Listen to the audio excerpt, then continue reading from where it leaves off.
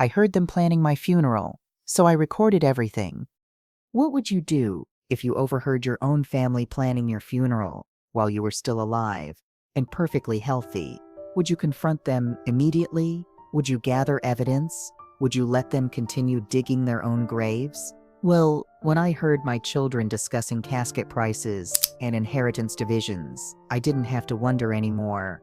I just pressed record. The afternoon sun was streaming through my bedroom window when I decided to go downstairs for a cup of tea. I'd been resting after my morning doctor's appointment, where Dr. Peterson had given me yet another clean bill of health and told me I had the vitality of someone 20 years younger. At 79, I was still sharp, active, and according to my physician, likely to live well into my 90s. But as I reached the top of the stairs, I heard voices coming from my living room below. My children had arrived while I was napping, apparently using the spare key I'd given them for emergencies. The tone of their conversation made me pause before announcing my presence. "We need to be realistic about Mom's situation," my daughter Carol was saying, her voice carrying the practical, no-nonsense tone she used when discussing business matters. "Dr. Peterson may be optimistic, but we all know what these frequent appointments really mean." Frequent appointments. I'd been seeing Dr. Peterson monthly for routine checkups because I'd had a minor bout with anemia earlier in the year.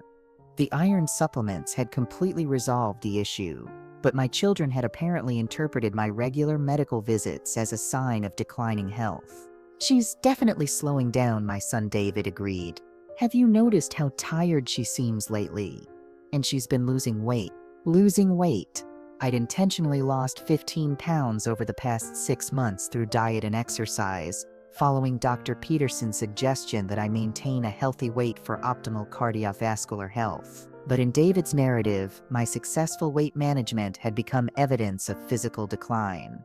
"The important thing is that we're prepared," said my daughter-in-law Jennifer, her voice carrying the efficient tone of someone who'd clearly given this situation considerable thought. "We don't want to be scrambling to make arrangements when the time comes." When the time comes. They were talking about my death, like it was an inevitable event that required advanced planning, rather than a distant possibility that might not occur for decades. I stood frozen at the top of the stairs, my hand gripping the railing as the full implications of their conversation began to sink in. My children weren't visiting to check on my well-being or spend time with me. They were holding a planning meeting about my death. But here's where my modern technology literacy, something my children constantly underestimated, was about to become their biggest mistake. Here's where their assumption that I was too old and confused to understand smartphones was about to provide me with the evidence I needed to expose their true motivations. I quietly pulled my phone from my pocket, opened the voice recording app that my granddaughter had shown me how to use, and pressed record. If my children were going to plan my funeral while I was still alive, I was going to document every word of it. "I've already started researching funeral homes," Carol was saying as I held my phone toward the stairwell. "Fletcher & Sons has reasonable prices, and they handle all the paperwork for insurance claims." Reasonable prices. Insurance claims. My daughter was shopping for my funeral arrangements like she was comparing prices for a major appliance purchase. "What about the service itself?" David asked. "Are we thinking traditional funeral or memorial service?" "Memorial service would be cheaper," Jennifer said practically. "No viewing, no casket rental, just a simple ceremony and cremation." Cheaper. They were planning my funeral with an eye toward cost savings, apparently unconcerned about honoring my memory or respecting my preferences for my own final arrangements. "Mom always said she wanted to be buried next to Dad," Carol said, though her tone suggested this was an inconvenient complication rather than a meaningful final wish. "Burial is much more expensive than cremation," Jennifer replied. "Plot costs, casket costs, burial fees. We're looking at thousands of dollars in additional expenses. Plus, who's going to maintain the grave site?" David added. "None of us live close enough to visit regularly. It seems like a waste of money." A waste of money. My desire to be buried next to my husband of 53 years was being dismissed as an unnecessary expense that would inconvenience my children. "We could compromise," Carol suggested. "Cremation. But we could bury the ashes in Dad's plot. That would satisfy her wishes without all the extra costs. Compromise. Satisfy her wishes without all the extra cost. They were negotiating the terms of my funeral like they were haggling over a business contract. But the conversation was about to take an even more disturbing turn. The planning session that had started with funeral arrangements was about to move into territory that would reveal the true depth of their anticipation of my death. Speaking of costs, Jennifer said, have we talked about how to handle her assets during the transition? They were discussing my money like it was already theirs, referring to my death as a transition that would transfer my wealth to them. The house will need to be cleared out and put on the market fairly quickly, David said. Property values are good right now, but we don't want to sit on it too long. Property values, sitting on it too long. My son was discussing the sale of my home like it was an investment property, rather than the place where I'd lived for 42 years and planned to continue living for many more. What about her personal belongings? Carol asked. Some of the furniture is antique and might be worth something. Antique and might be worth something. My daughter was appraising my possessions like she was conducting an estate sale evaluation. We should probably get the jewelry appraised, Jennifer suggested. That engagement ring alone is probably worth several $1,000s. Several $1,000s. They were calculating the value of my wedding ring while I was still wearing it, still alive, still married in my heart to the memory of their father. The important thing is that we handle everything systematically, David said. Get appraisals, sort through the valuable items, donate or dispose of the rest. We want to wrap up her affairs as efficiently as possible. My life, my possessions, my memory, all of it was being reduced to affairs that needed to be wrapped up efficiently. But here's where their planning session revealed something even more shocking than their premature funeral arrangements. Here's where I learned that their anticipation of my death was based on something far more disturbing than concern about my health. The timing actually works out well, Carol said. Tom and I have been looking at vacation homes, and Mom's estate should provide enough for a down payment. Vacation homes. Down payment. My daughter was planning to use my inheritance to buy a vacation home, apparently confident that my death would provide her with the necessary funds. Jennifer and I have been talking about the kids' college funds, David added. With Mom's assets, we should be able to cover their tuition without taking out loans. College funds. Mom's assets. My son was counting on my death to finance his children's education. Plus, there's the issue of our mortgage, Jennifer said. We've been struggling with the papers since David's hours were cut. Mom's inheritance would allow us to pay it off completely.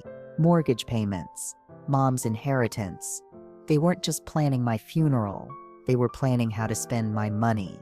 They were anticipating my death because they needed my assets to solve their financial problems.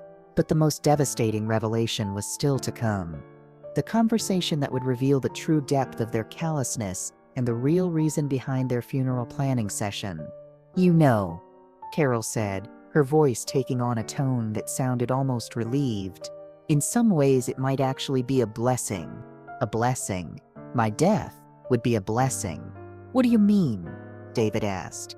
I mean that Mom's been declining for months, Carol said. She's not the same person she used to be. She's becoming more dependent, more needy. In some ways, it might be better for everyone if she doesn't have to suffer through a long decline. Better for everyone. My daughter thought my death would be better for everyone, including me. Carol, that's a terrible thing to say, David protested, though his voice lacked conviction. Is it? Carol asked. Is it terrible to acknowledge that watching someone you love deteriorate is painful for everyone involved? Is it terrible to recognize that there are worse things than a peaceful death? Watching someone you love deteriorate. Peaceful death. My daughter was rationalizing her anticipation of my death by convincing herself that my continued living would be a form of suffering. She's not deteriorating, David said weakly. She's just slowing down a little. David, be honest, Jennifer said. Your mother is 79 years old. She lives alone in a house that's too big for her. She has frequent medical appointments. She's losing weight and energy. These are all signs of decline. Signs of decline.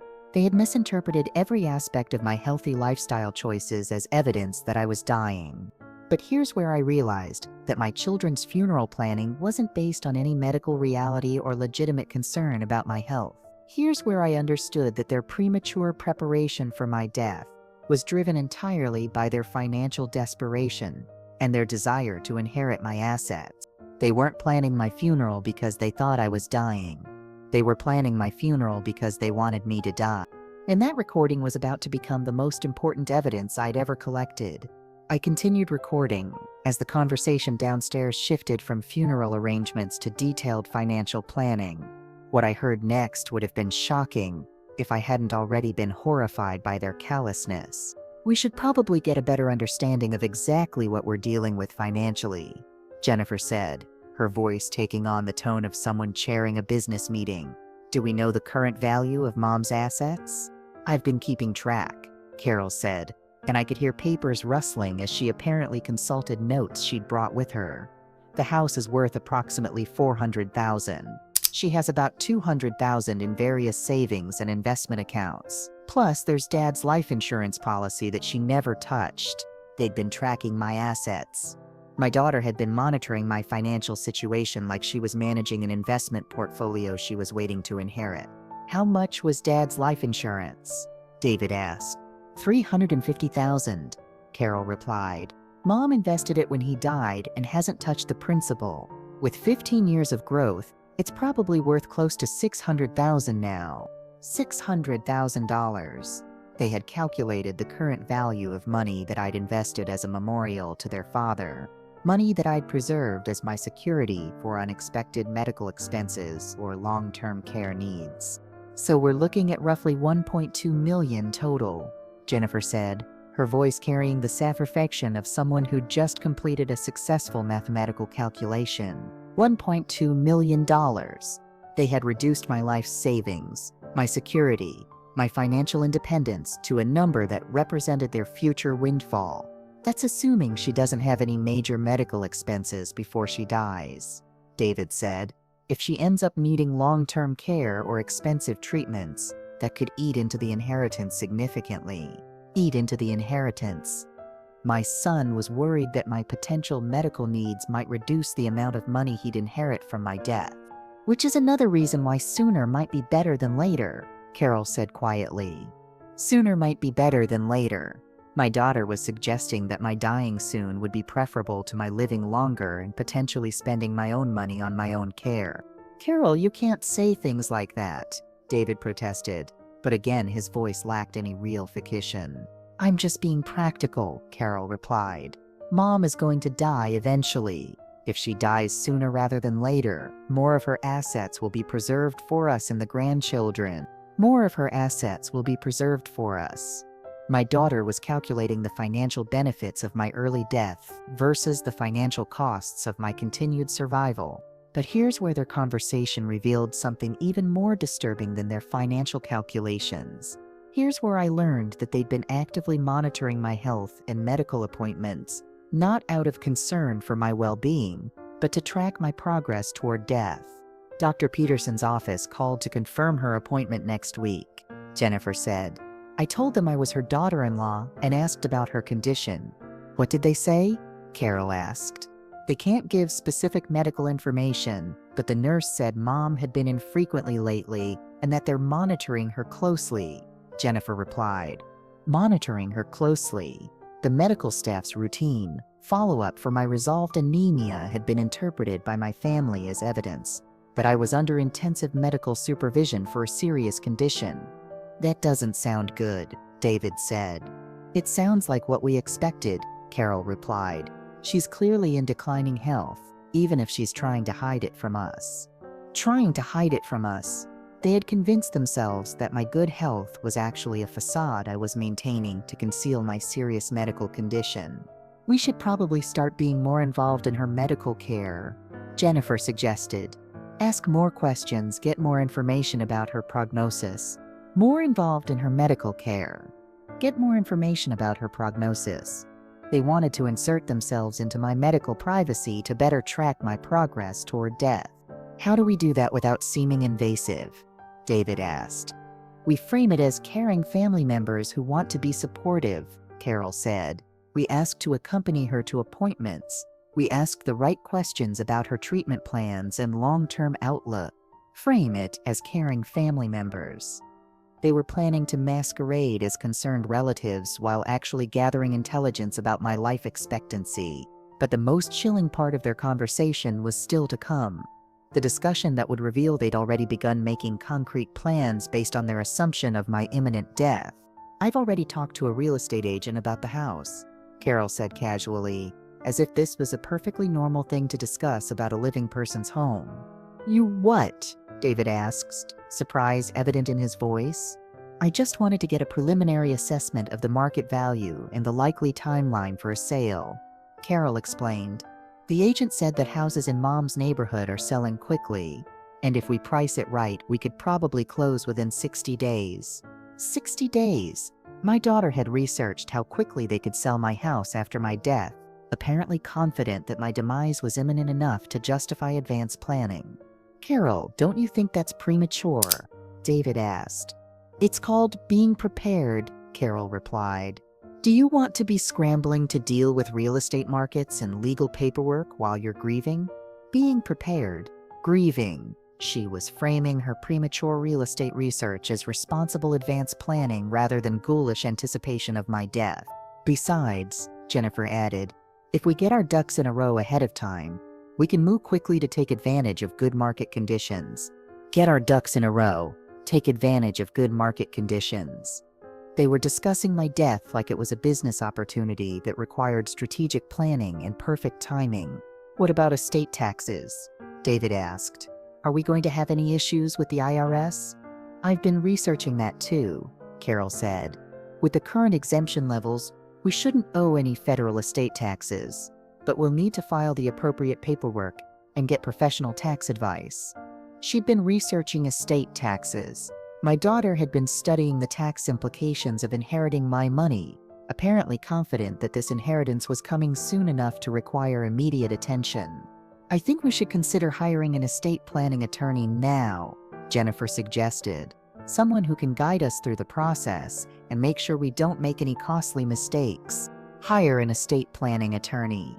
Make sure we don't make any costly mistakes. They were assembling a professional team to handle my death like it was a complex business transaction. But here's where I realized that their planning had gone far beyond funeral arrangements and financial calculations. Here's where I discovered that they'd been making decisions about my final days and my end-of-life care without any input from me. We should probably also think about end-of-life arrangements, David said quietly. What do you mean? Carol asked. I mean decisions about medical interventions, life support, that kind of thing, David replied. If Mom becomes unable to make decisions for herself, we need to know what she would want. What she would want. They were discussing my potential medical decisions like I was already incapacitated and unable to express my own preferences. She's never been clear about her wishes, Jennifer said. We should probably have that conversation with her soon. They were planning to discuss my end-of-life preferences with me, apparently believing that this conversation was urgently needed because my death was imminent. Maybe we should suggest that she complete advance directives, Carol said. Living will, medical power of attorney, that kind of thing. Suggest that she complete advance directives. They wanted to push me into making legal arrangements for my death, apparently to ensure that their preferences for my care would be legally binding. But the most disturbing revelation was still to come. The conversation that would expose the true depth of their assumptions about my mental state and their plans for controlling my final period of life. There's something else we need to consider, Jennifer said, her voice dropping to a more serious tone. What? David asked. If Mom's condition deteriorates further, we might need to think about alternative living arrangements, she said. Alternative living arrangements. They were planning to institutionalize me based on their assumption that my health was declining. You mean like a nursing home? Carol asked. Or assisted living, Jennifer replied. Somewhere with medical supervision and professional care. Medical supervision, and professional care. They were discussing my potential institutionalization like it was an inevitable necessity rather than one possible option among many. That would be expensive, David said, and it would eat into the inheritance even faster than home care. Eat into the inheritance even faster. My son was calculating the financial cost of keeping me alive in various care settings, apparently measuring the expense against the impact on his inheritance. Not necessarily, Carol said. If we can demonstrate that she's no longer capable of living independently, Medicare might cover some of the costs. Demonstrate that she's no longer capable of living independently. My daughter was considering how to prove my incompetence to access government benefits for my care. Is she actually incapable of living independently? David asked. She's 79 years old, losing weight, having frequent medical appointments, and clearly declining, Carol replied. I think we could make a case. Make a case. They were planning to build a legal argument for my incompetence based on their misinterpretation of my healthy lifestyle choices. But here's where their conversation revealed the most shocking aspect of their planning. Here's where I learned that they'd already begun taking concrete steps to position themselves to control my life and my assets. I've been thinking we should suggest that one of us should have power of attorney, Jennifer said. Power of attorney. They wanted legal authority to make decisions about my life, my money, and my care. How do we bring that up without seeming presumptuous? David asked. We frame it as a practical precaution, Carol said. We tell her that everyone her age should have these legal arrangements in place, just in case. Frame it as a practical precaution, just in case. They were planning to manipulate me into giving them legal control over my life by presenting it as routine planning rather than a power grab. And as I stood at the top of the stairs, recording every word of their conversation, I realized that my children weren't just planning my funeral. They were planning to take control of my life, my assets, and my final years, based on their completely inaccurate assessment of my health and their completely inappropriate anticipation of my death. But their assumption that I was too old and confused to understand modern technology was about to become the evidence that would expose their true motivations and destroy their carefully laid plans. As I continued recording, the conversation downstairs took an even more disturbing turn. My children began discussing not just the sale of my assets, but the specific division of my inheritance among themselves. We should probably talk about how to divide everything fairly, Carol said, her voice taking on the tone of someone moderating a business negotiation. What do you mean? David asked. I mean we need to decide how to split Mom's assets, Carol replied. The money, the house proceeds, Dad's insurance money, all of it. Split Mom's assets. They were dividing my money while I was still alive, still healthy, still capable of living independently for years or even decades. I assume we're thinking equal three-way split, Jennifer asked. That seems fair, David said. But we should consider whether anyone has special circumstances that might justify a different arrangement. Special circumstances. They were evaluating their relative need for my money to determine if an equal split was the most advantageous distribution of my assets. What kind of special circumstances? Carol asked. Well, Jennifer and I have 2 kids to put through college, David said. That's a significant financial burden over the next few years. College tuition as justification for a larger share of my inheritance. My son was arguing that his children's education costs should entitle him to more of my money. Tom and I don't have children, but we do have higher medical expenses because of his condition, Carol countered. And we're both self-employed, so we don't have the same retirement benefits that David gets through his job. Medical expenses, self-employment, retirement benefits. My daughter was making her own case for why she deserved a larger portion of my assets. Maybe we should stick with equal splits, but discuss how to handle specific expenses, Jennifer suggested. Like if one of us needs to take time off work to handle Mom's final arrangements, maybe that person should be compensated from the estate. They were planning to pay themselves for my money for the inconvenience of dealing with my death. That makes sense, Carol agreed. We should also consider reimbursement for any expenses we incur during this process. Funeral arrangements, legal fees, Real estate commissions, all of that should come out of the estate before distribution. Reimbursement for expenses. Real estate commissions. They were planning to deduct their costs from my estate, effectively using my money to pay for the process of inheriting my money. But here's where their conversation revealed something even more shocking than their premature division of my assets. Here's where I learned that they'd already begun making specific plans for my possessions. "What about personal items?" David asked. "Jewelry, furniture, family photos, that kind of thing." "I'd like Mom's engagement ring," Carol said immediately. "It belonged to Grandma originally, and I've always admired it." "I was hoping Jennifer could have the ring," David said. "Mom always said she wanted it to go to the next generation of wives in the family." They were arguing over my engagement ring. The symbol of my 53-year marriage to their father was being treated like a prize to be claimed by the most deserving family member. "We can discuss the jewelry later," Jennifer said diplomatically. "What about the house contents?" "I'd like the dining room set," Carol said. "Tom and I have been talking about entertaining more, and Mom's table would be perfect for dinner parties." "Dinner parties?" "My daughter wanted my dining room furniture to enhance her social entertaining." "Jennifer and I could use the living room furniture," David said.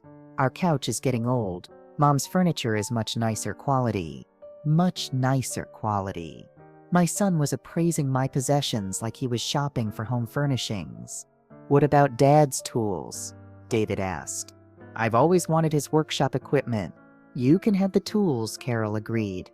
"I'm more interested in Mom's kitchen appliances.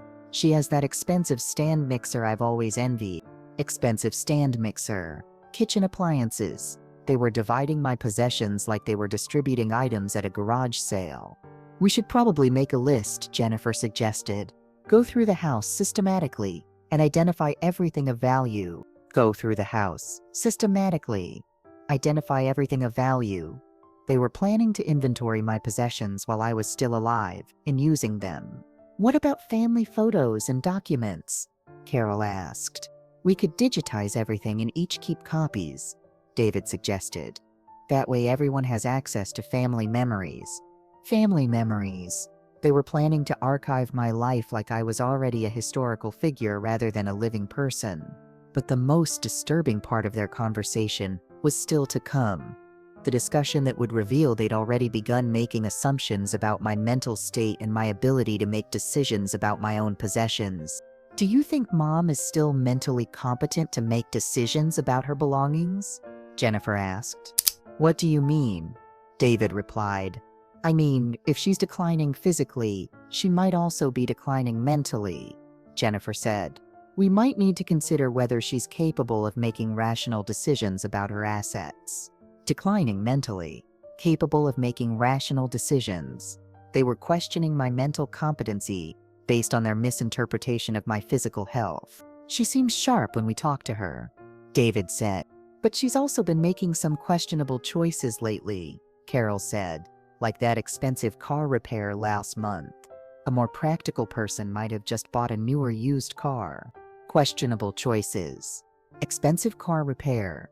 My decision to maintain my reliable vehicle rather than take on car payments was being interpreted as evidence of declining judgment. "And she's been donating money to charities," Jennifer added, "more than she used to." That could be a sign of diminished capacity. Donating money to charities. Diminished capacity. My increased charitable giving, a result of having more disposable income after paying off my mortgage, was being viewed as a symptom of mental decline. "Maybe we should be more proactive about protecting her assets," Carol suggested. Protecting her assets. They wanted to take control of my money under the guise of protecting it from my supposedly poor judgment. "How do we do that?" David asked. "We encourage her to set up a trust," Carol said. "We explain that it's for tax purposes and estate planning. But really, it would give us oversight of her financial decisions." Give us oversight of her financial decisions. They were planning to trick me into giving them control over my money by misrepresenting the purpose of legal arrangements. "Wouldn't a trust require her to give up control of her assets?" Jennifer asked. "Not necessarily," Carol replied. "There are different types of trusts. We could set up something that allows her to retain some control while giving us authority to prevent any really poor decisions. Authority to prevent any really poor decisions. They wanted the legal power to override my financial choices if they disagreed with my decisions.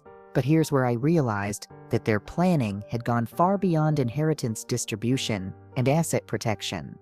Here's where I discovered that they were actively strategizing to take control of my life while I was still alive. There's something else we should consider, David said quietly. What? Carol asked. If Mom's mental capacity is declining, we might need to think about having her declared incompetent, he said. Having her declared incompetent. My son was suggesting that they should pursue legal action to strip me of my rights and autonomy. That's a big step, Jennifer said, but it might be necessary, Carol replied. If she's making poor financial decisions or putting herself at risk, we might have an obligation to intervene. Obligation to intervene. They were framing their desire to control my life as a moral duty to protect me from myself. How do we get someone declared incompetent? David asked. You need medical evidence, Carol said. Documentation of mental decline, poor judgment, inability to care for oneself. Medical evidence, documentation of mental decline. They were researching the legal requirements for stripping me of my autonomy. Dr. Peterson would never say Mom is incompetent, Jennifer pointed out. Dr. Peterson might not see the full picture, Carol replied. He only sees her for brief parchment. We see her daily behavior, her decision-making patterns, her overall decline. Her daily behavior, her decision-making patterns, her overall decline. They were planning to build a case against my competency based on their misinterpretation of my healthy lifestyle choices.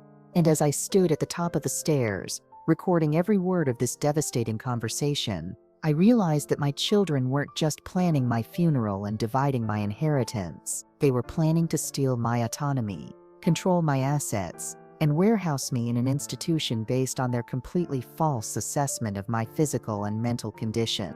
But they had just made the biggest mistake of their lives.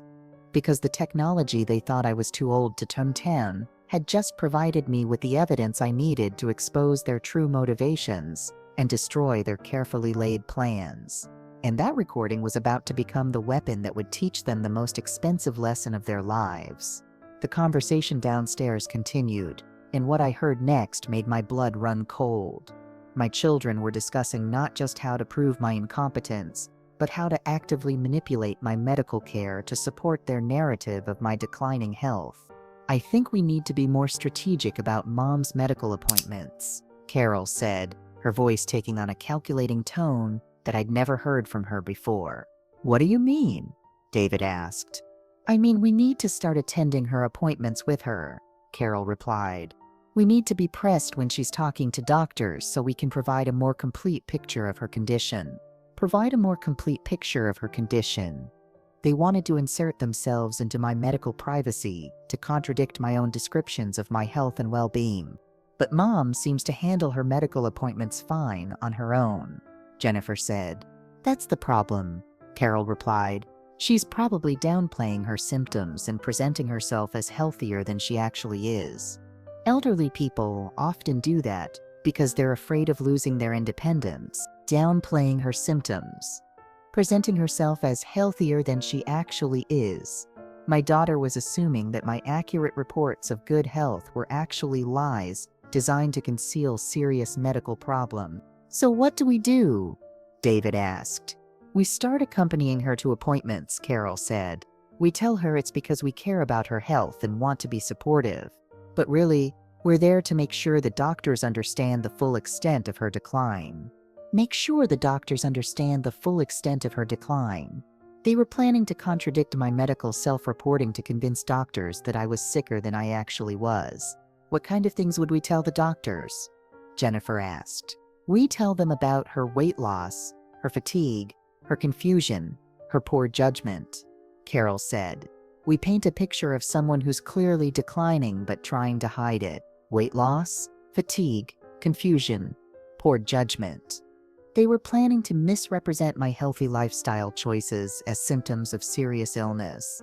But she's not really confused, David protested. She seems pretty sharp when we talk to her. David, think about it, Carol said impatiently. She's 79 years old. She's having frequent medical appointments. She's losing weight. She's making questionable financial decisions. These are all signs of decline, even if she's trying to hide it. All signs of decline, even if she's trying to hide it. My daughter had convinced herself that my good health was actually a facade covering serious medical problems.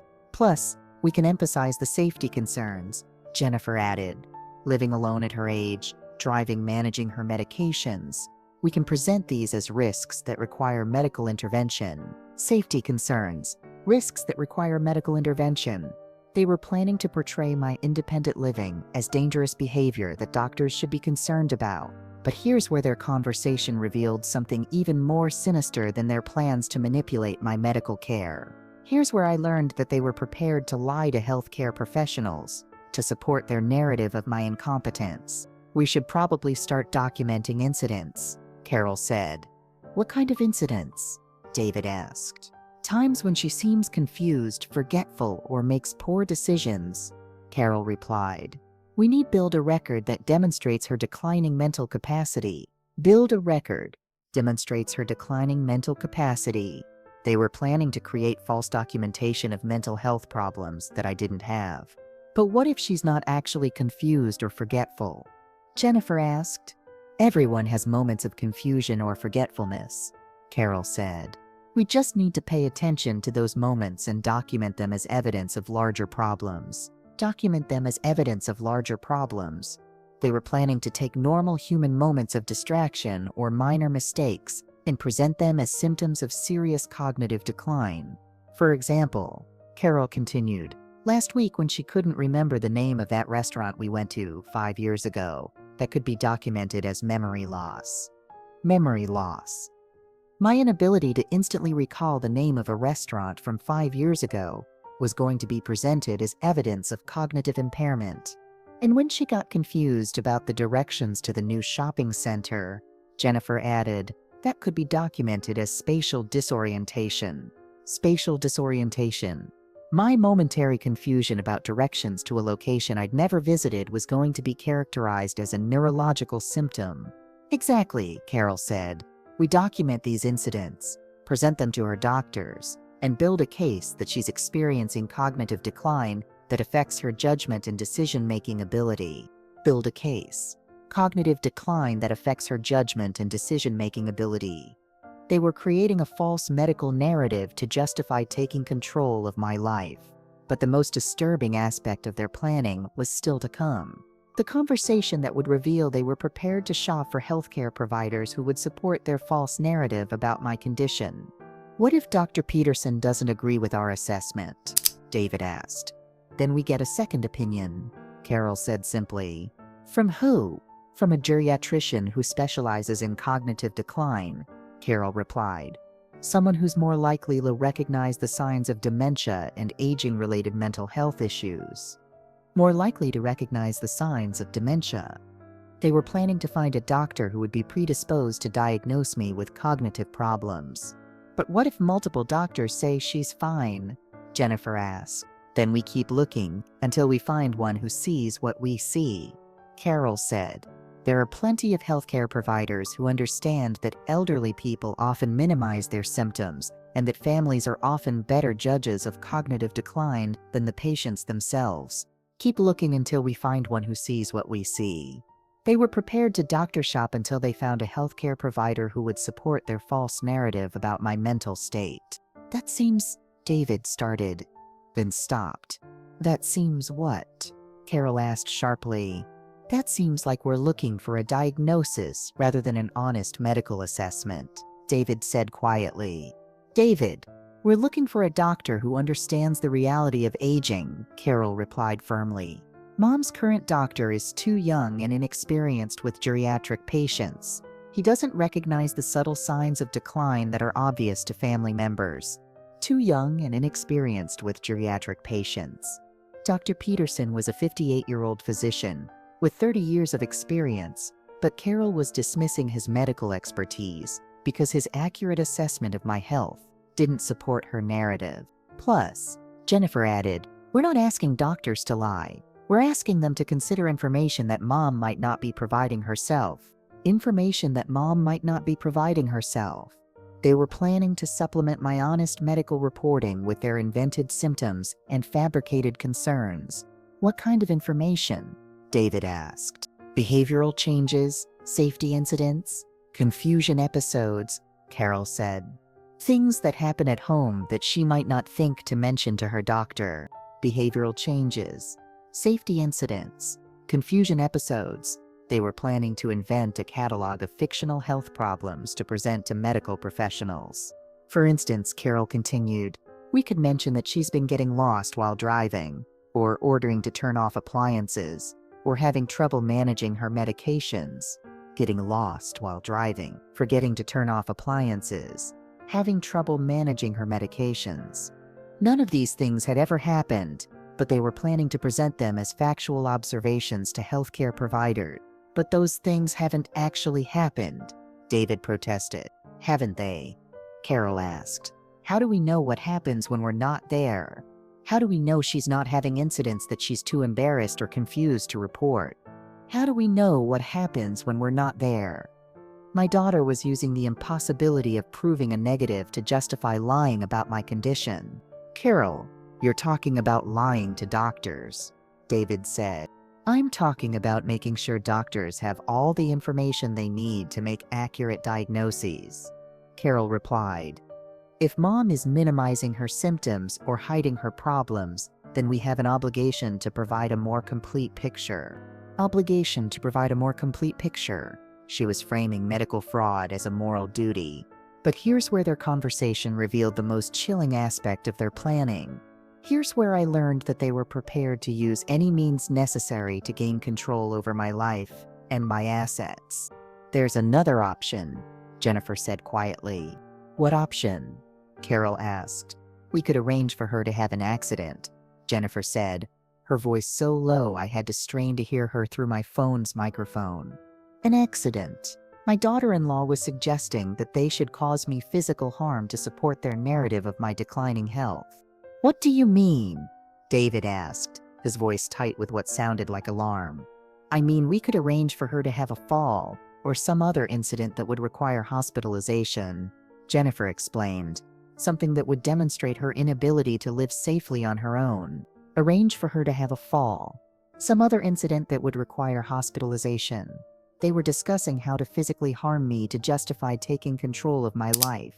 "Jennifer, that's assault," David said, his voice barely above a whisper. "It's not assault if it looks like an accident," Jennifer replied. "Elderly people fall all the time. No one would question it. No one would question it." She was confident that deliberately causing me to fall would be accepted as a natural consequence of aging.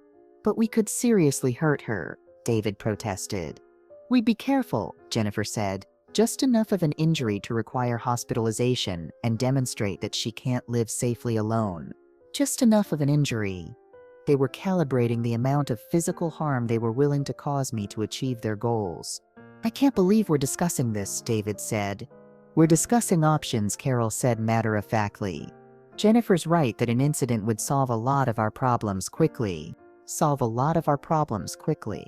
My safety and well-being had become problems that needed to be solved through deliberate harm.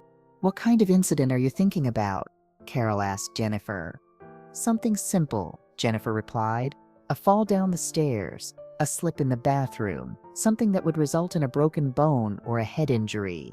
A fall down the stairs, a slip in the bathroom, a broken bone, or a head injury. They were discussing specific methods of causing me serious physical harm. "How would we make it look accidental?" Carol asked. "We'd arrange to visit her when she's coming down the stairs or going into the bathroom," Jennifer explained. "We'd create a situation where she falls, then call 911 and act like concerned family members who found her injured." Create a situation where she falls, act like concerned family members. They were planning to assault me and then perform grief and concern for the emergency responders. "What if she's seriously injured?" David asked. "What if we cause permanent damage?" "Then she'd definitely need long-term care," Carol said. which would solve the problem of her living independently. Solve the problem of her living independently. My potential permanent disability was being viewed as a desirable outcome that would advance their goals. And if she dies? David asked. Then our problems are solved immediately, Jennifer said coldly. Our problems are solved immediately. My death was being discussed as the optimal solution to their financial and legal challenges. As I stood at the top of the stairs, recording every word of this conversation, I realized that my children weren't just planning my funeral and plotting to steal my assets. They were actively discussing how to physically harm me, disable me, or kill me to advance their financial interests. But they had just made the most catastrophic mistake of their lives, because the technology they thought I was too old to understand had just captured their confession to planning assault, fraud, and potentially murder. And that recording was about to destroy their lives as thoroughly as they had planned to destroy mine. I had heard enough. More than enough. I quietly descended the stairs, my phone still recording, my heart pounding with a mixture of rage and determination. My children were so absorbed in their planning session that they didn't notice me until I was standing in the doorway of my own living room. Well, I said, my voice cutting through their conversation like a knife through silk. This has been very educational. The silence that followed was absolute. Carol's face went white. David's mouth fell open. Jennifer looked like she'd seen a ghost, which in a way she had. The woman they'd been planning to kill was standing right in front of them, very much alive and very much aware of their intentions. "Mom," Carol stammered, "how long have you been standing there?" "Long enough," I said, holding up my phone so they could see that it was still recording.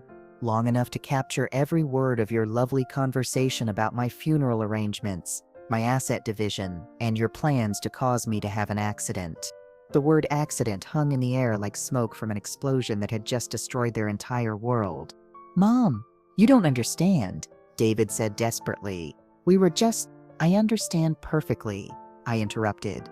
"You were planning my death, dividing my inheritance, and discussing how to physically harm me to speed up the process. I understand that my own children have been monitoring my health, calculating my worth, and plotting to steal my autonomy based on completely false assumptions about my condition." "We were worried about you," Jennifer said weakly. "You were worried about yourselves," I corrected. "You were worried about your mortgage payments, your children's college funds, your vacation home down payments. You were worried that I might live too long and spend too much of your inheritance on my own care." The accuracy of that statement hit them like physical blows. Carol sank into my armchair, the chair she'd already claimed for her future house. David sat heavily on my couch, the furniture he'd planned to inherit. Jennifer remained standing, apparently too shocked to move. "Mom, please let us explain," Carol said. "Explain what?" I asked. "Explain how you've been tracking my assets like a stock tarko.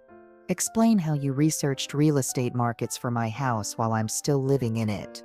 Explain how you plan to lie to doctors about my mental state to have me declared incompetent."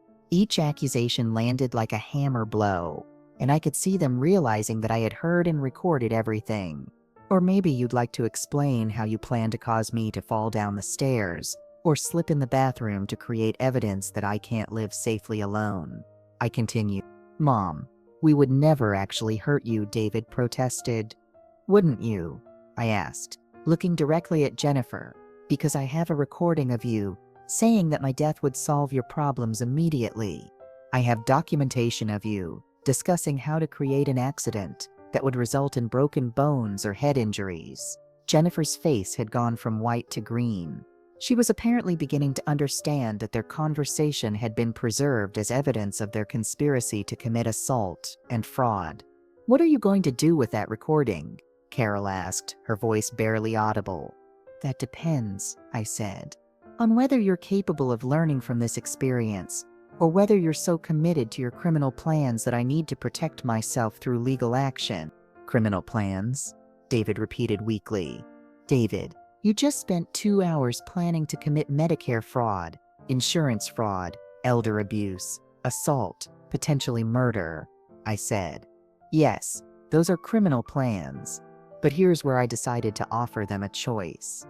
Here's where I gave them an opportunity to demonstrate whether they were capable of redemption or whether they were truly lost to greed and callousness. I'm going to give you one chance to prove that you're still my children rather than the criminals you've apparently become, I said. What do you mean? Carol asked. I mean, you're going to choose between facing the consequences of your actions and learning to treat me with the respect and dignity I deserve as your mother and as a human being. What choice are we facing? Jennifer asked nervously. You're facing the choice between criminal prosecution and complete transformation of your behavior, I said. You're facing the choice between prison and redemption. The word prison hit them like a physical force. They were apparently beginning to understand that their recorded conversation constituted evidence of serious crimes. What would complete transformation look like? David asked. It would look like acknowledging what you've done wrong, understanding why it was wrong, and committing to treating me and all elderly people with respect and dignity, I said. It would look like changing your fundamental approach to relationships, money, and the value of human life. And if we do that, you won't press charges? Carol asked hopefully. If you do that genuinely and consistently, I'll consider it, I said. But first, you need to prove that you understand the magnitude of what you've done. What do we need to prove? Jennifer asked. You need to prove that you understand the difference between loving someone and exploiting them, I said. You need to prove that you understand that my worth as a person isn't determined by my financial value to you. You need to prove that you understand that elderly people have the same right to dignity, autonomy, and respect that younger people have. But the most important lesson was still to come. The understanding that would determine whether my children were capable of redemption or whether they were truly lost to their greed and callousness. 6 months later, my relationship with my children had been fundamentally transformed, though not in the way any of us had expected when I confronted them with their recorded conversation. David had been the first to truly understand the magnitude of what they'd done. The morning after our confrontation, he'd come to my house alone, without Jennifer, and had spent 3 hours sitting at my kitchen table explaining what he'd learned about himself during our devastating conversation. Mom, he'd said, tears streaming down his face, I want you to understand that I'm not asking for your forgiveness. I'm not asking you to trust me. I'm not even asking you to let me continue being your son. What are you asking for? I'd replied. I'm asking you to help me understand how I became the kind of person who could sit in your living room and plan your death, he'd said. I'm asking you to help me figure out how to become someone who deserves to be called your child. That conversation had lasted for hours, and it had been the beginning of David's genuine transformation. He'd started seeing a therapist to understand how financial stress and social pressure had corrupted his values. He'd begun volunteering with elder advocacy organizations to learn about the widespread problem of elder abuse and financial exploitation. He'd committed to changing not just his behavior toward me, but his fundamental understanding of what it means to value human life over material wealth. The most important thing I learned, he told me months later, is that I was treating you like an asset on my personal balance sheet, rather than a person with inherent worth and dignity. Carol's transformation had been more complicated. She'd initially tried to minimize what they'd done, arguing that they'd never actually intended to harm me, and that their conversation had been purely theoretical. Carol, I'd said to her during one of our difficult discussions, you researched real estate markets for my house while I was still living in it. You calculated the current value of my assets down to the penny. You planned to lie to doctors about my mental state. These weren't theoretical discussions. These were concrete plans. It had taken several months of painful conversations, but Carol had eventually begun to understand that their behavior constituted a serious betrayal of trust and a fundamental violation of my dignity as a human being. I think I confused caring about you with controlling you, she'd admitted.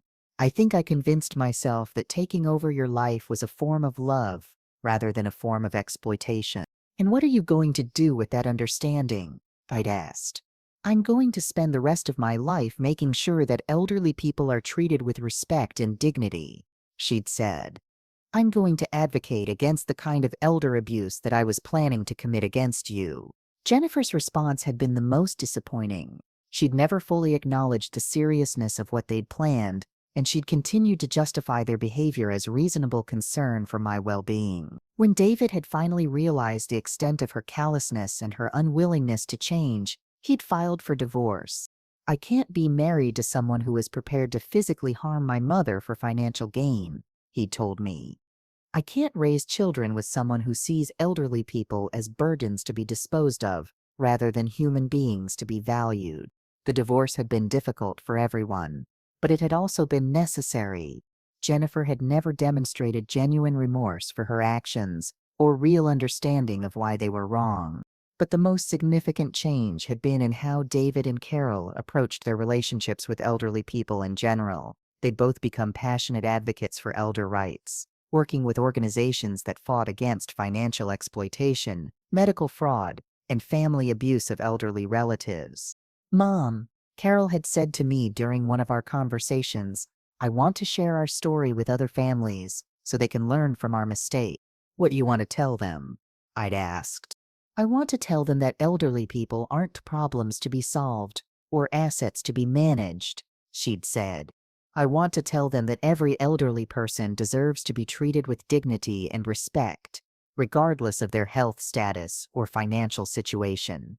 And I want to tell them about the warning signs of elder abuse," David had added. "I want to help families recognize when their concern for elderly relatives has crossed the line into exploitation and control."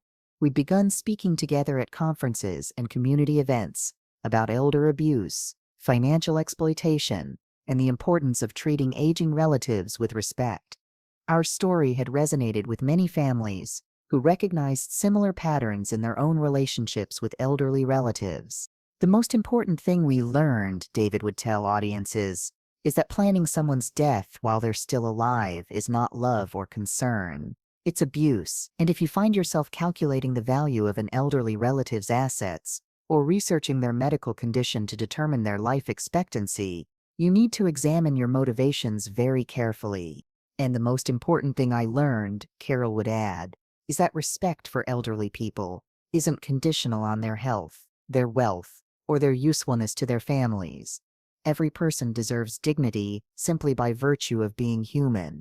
Our presentations had been well received, and we'd heard from many families who said our story had helped them recognize problematic patterns in their own thinking about elderly relatives. But the most meaningful outcome had been the changes I'd seen in how David and Carol treated not just me, but all elderly people they encountered.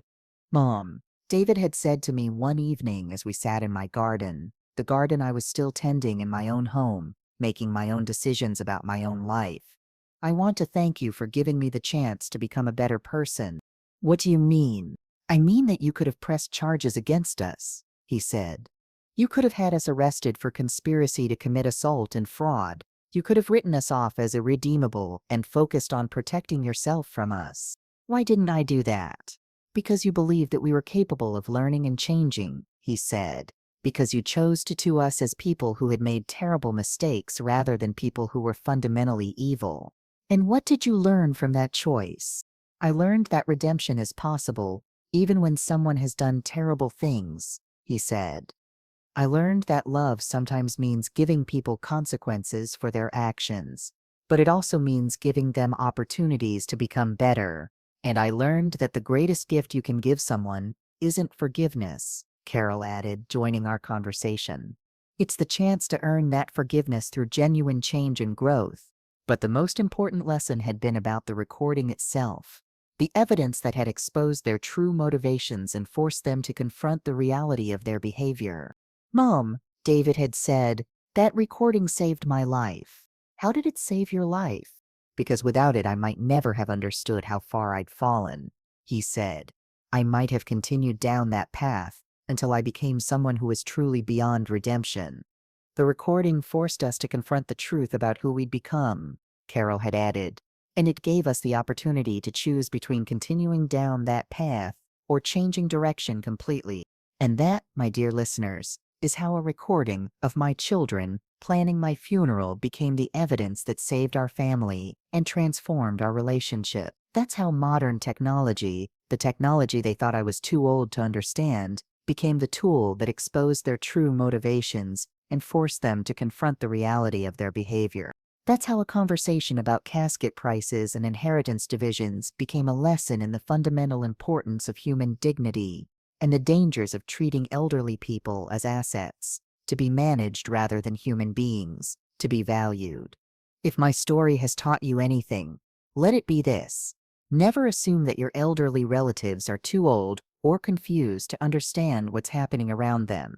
Never discuss someone's death, assets, or future as if they're not present and aware. Never let financial stress or social pressure corrupt your fundamental values about the worth and dignity of human life. Because technology gives people more power than you might realize to document and expose your true motivations. Because elderly people are often more aware and capable than their families assume. And because the conversations you think are private might be preserved as evidence of your character and your values. The next time you're tempted to discuss an elderly relative's future without including them in the conversation, remember that they might be listening, recording, and documenting everything you say. The next time you find yourself calculating an elderly person's worth in financial terms, remember that their value as a human being has nothing to do with their usefulness to your life plans. Because in the end, how we talk about people when we think they can't hear us reveals everything about our character and our values. And sometimes the people we think are too old or confused to understand are actually the ones teaching us the most important lessons about love, respect, and human dignity. I have more stories to share about family, respect, and the surprising ways that technology can expose the truth about our relationships. So subscribe, share your thoughts, and remember, be careful what you say about elderly people, because they might be more aware and more capable of defending themselves than you realize.